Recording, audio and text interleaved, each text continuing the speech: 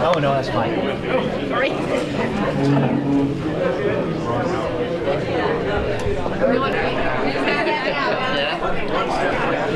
Like you guys. They interviewed you earlier. And we have a pot. Oh, well, we do. We'll get him there. We'll take I told you, be president next year. What do you do there? We'll give you one.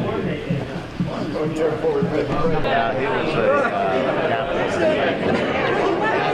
a CB.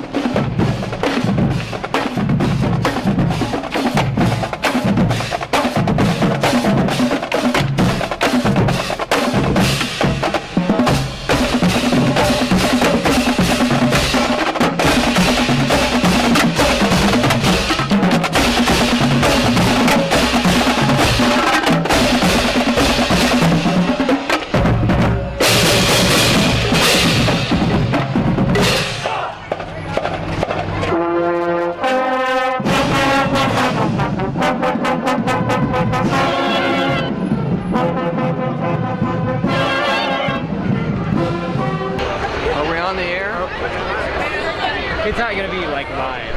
Okay. I mean, are we filming?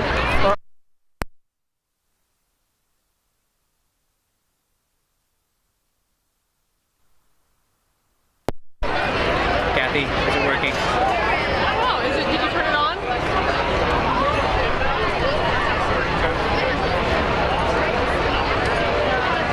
Battery died. What's your name? Harold Caldwell. And could you spell Caldwell? Caldwell. And which war did you serve in? Vietnam. And do you have any battle stories? You betcha. I spent a couple of tours over there flying Cobras. And one of my favorite stories, I call it an aerial ambush. I was with the 1st Cav, and they were infamous for moving an artillery fire base beyond the coverage of their other fire bases. So we would have to take our Cobras out at night and fly coverage for them in case they had mortars or rockets or whatever, and we could shoot at them. Well, one day they moved one of the artillery fire bases and left a platoon of infantry there and put booby traps all over the place. They had 155 Willie Pete, which is white phosphorus. They had foo gas. They had landmines. They had about everything you could think of. And then they brought in a lift of helicopters with other troops on board, but you couldn't see them as they were landing. And then when they landed, they opened the doors, and the ones that were inside the helicopter put their feet outside the helicopter so you could see them when they took off. So it looked like they picked up a load of troops, but actually they didn't. The troops were still on the ground. The object being was that every time we would move a base camp, the bad guys would come in and scrounge whatever they could, any metal, any food, anything, And sure enough, we had 2 Cobras in waiting. They had a platoon of infantry on the ground waiting. And sure enough, here came about 20 of them walking down the trail. The lieutenant on the ground was getting really anxious.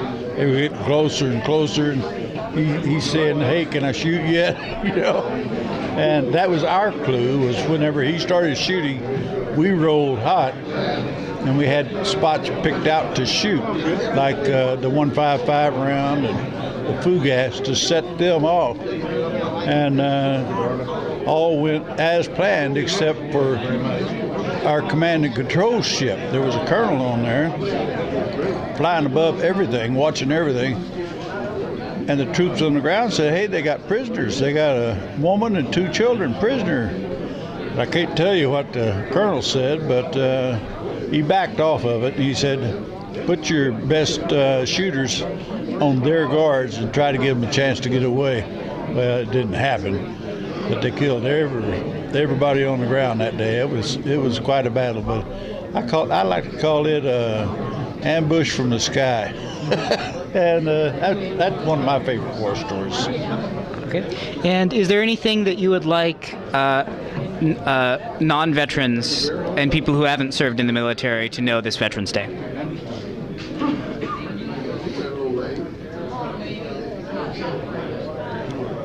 Well, I'd like them to know it was a real sacrifice. And the worst part of it all was being separated from your family for a year. And I really feel sorry for these guys over in Iraq and Afghanistan and all that. Some of those guys have made 5 tours. I made 2 tours to Vietnam, and that was kind of unusual. There wasn't a whole lot of us. And there were a few that made more. But it's a sacrifice, being away from your family. It's the hardest part of it all. And were you wounded in battle? No, sir. I got that's one medal I never wanted. We got somebody. Oh, he's not here today. I wound up with diabetes as a result of Vietnam, the Agent Orange, they say. So that's why I'm in this thing. Neuropathy to my legs. I can't walk very far. Now I can get up and I can walk, stand up, but I can't walk very far. Well, I would like to thank you for your time. Really appreciate it. Oh, okay.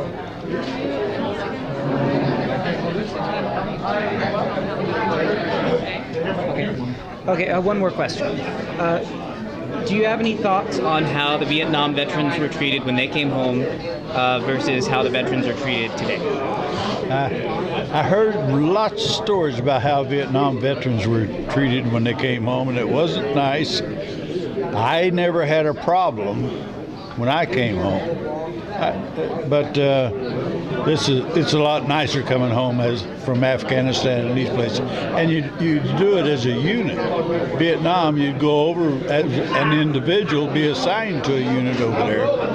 And I went over twice. I was lucky I was assigned to the same unit. But I think it's better to go over as a unit and come back as a unit. Okay. Well, thanks again. Thank you. My favorite one. This was Blue Max in Vietnam. Served 2 tours with Blue Max. This is Fort Riley. This is Pershing missile outfit in Germany. First Cav, 2 tours with the First Cav. So, and the joke was with the First Cav, the horse was riding away from this line, and the yellow was the color of white. And I got other patches, but mostly